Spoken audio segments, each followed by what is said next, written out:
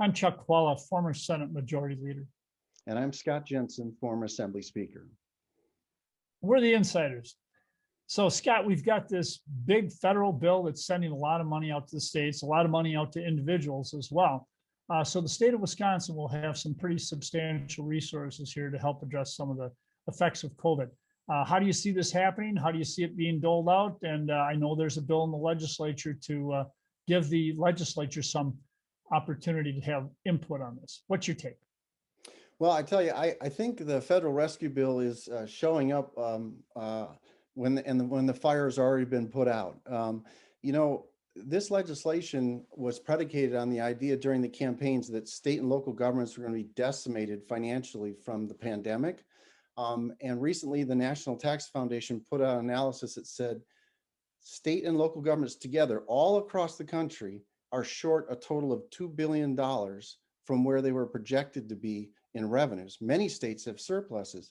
And so how much money is the federal government going to send to those states when they're out $2 billion? Well, they're going to send $195 billion to them.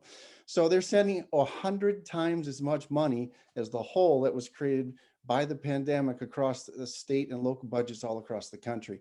I spoke with an official in another state who's been designated by their governor to be the person to oversee this money and put it out. And he just said, I have no idea how we spend all this money with all the strings that are attached in a reasonable and wise way. He's just stumped at how they're going to take all this money and spend it wisely. Here in Wisconsin, of course, we have a surplus. We have a huge rainy day fund. And we have more money raining down on state and local government. I think one thing we can say as a casualty of all this is Governor Evers' request to raise taxes in the state by $1 billion. That's not going to be a problem in this budget. If we're already $1 billion ahead with a surplus and the federal government is shoving more money at us than we can possibly spend wisely, I don't think that's going to be a problem. The legislature is not going to pick up the governor's request to raise taxes by $1 billion. But the legislature may not have much say about this. I realize that they're trying to put forward a bill that would give the legislature more say about how this money is spent. And frankly, that's happening in a lot of states. It's reasonable. The legislative branch is supposed to be the branch of government that appropriates, not the executive branch. But in the end, there's no reason for the governor to sign that. He's going to want to retain that power. He's going to veto it. And most of the say over what this money will be spent on will be from the Evers administration. I think that the looking forward, the reason that the money is being given out is so that we do not have an economy that collapses or is tepid in its growth. We still have a lot of people, even though unemployment has gone down, people have to understand that that rate does not necessarily reflect what it would take to get to full employment, because what happens is an awful lot of people just remove themselves from the workforce and they're not counted for unemployment purposes. So what we want to do is we want to get an economy that accelerates coming out of this. And almost all economists nationwide are saying this is a good shot in the arm. And states will spend this money, and that's what we want. We want the individuals who get this money to spend it. That's why it's been targeted to people with more modest incomes. They will spend it. And also to governments that we know have special needs. What they're hoping is that there will be enough money put into the system so that there will not be a slowdown, and in fact, there will be an acceleration of infrastructure projects, for example, anything that we need to do to bring ourselves back to the ground zero when it comes to healthcare issues. So that's what it's for. And I think it will have the desired effect, and economists nationally are saying that that is where we're headed. I think that if you look at Wisconsin, Governor Evers just signed a bill that reduced taxes by $529 million. It's a huge reduction. Of course, Scott didn't mention that. I can't imagine why. But that also created a $300 billion deficit, which the Legislative Fiscal Bureau just talked about with regard to the budget.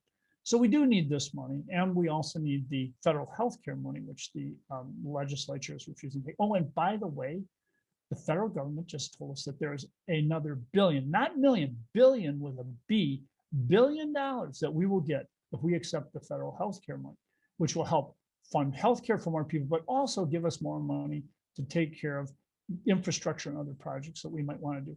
This is an opportunity for us to surge ahead. And let's take that opportunity now that it's here and do something with it. Now, let me comment briefly, and Scott is right. The governor probably will almost certainly will not sign a bill that the legislature says saying, hey, we want to have some savings. I would say that that wouldn't necessarily have to be the case. But you know what? After 2.5 years of a right-wing legislature, and they are right-wing, not being willing to compromise or give Tony Evers any wins, the same approach that Mitch McConnell had, that their whole job is to make sure that he doesn't get another term, as McConnell famously said about Barack Obama. That's what the Republicans have done. They have not been willing to work with him in any way. Just yesterday, the building commission, on I don't know what it was, 20, 30, 50 votes, knocked down Governor Evers' entire building program as suggested. They'll come back with some others. That kind of attitude does not breed a situation where you're going to get cooperation. And what's amazing to me, if this were Chuck Chvala as governor, I could see it, because you know what? Chuck Chvala would probably be scorched earth on the Republicans, as they are with him. But you know what? Tony Evers is not that guy.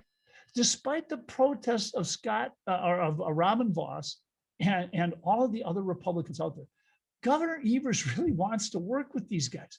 And they insist on slapping him with the back of their hand consistently. That's what you're going to get then. Is if you can't work with him for 2.5 years, no, he's not going to let you play in the sandbox for that $1 billion that the federal government's sending.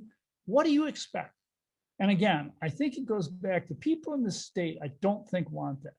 Unfortunately, I guess we've become tribal enough that a lot of people are willing to accept that.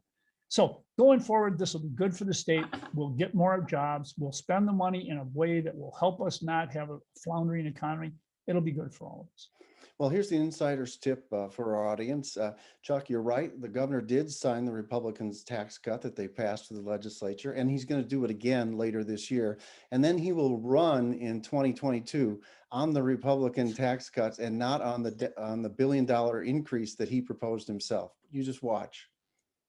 Scott, remember, this tax cut was driven by the federal government. It was something that was going to happen whether Democrats or Republicans were in charge, because people, rightfully, elected leaders, don't want state government tax forms to have a whole big difference from what the federal government. Oh yeah, no, I agree. All they did, but the Secretary of Revenue is walking around the legislature telling them, if you add this PPP tax forgiveness in here, the governor will veto it. The governor will veto it. And the governor signed it, just like he did the last tax cut the Republicans passed, and like he's going to do it with the next budget and the next tax cut the Republicans passed. He's going to sign it because he's smart enough to know it's better to run in 22 on tax cuts than it will be to run on tax increases like he's proposed.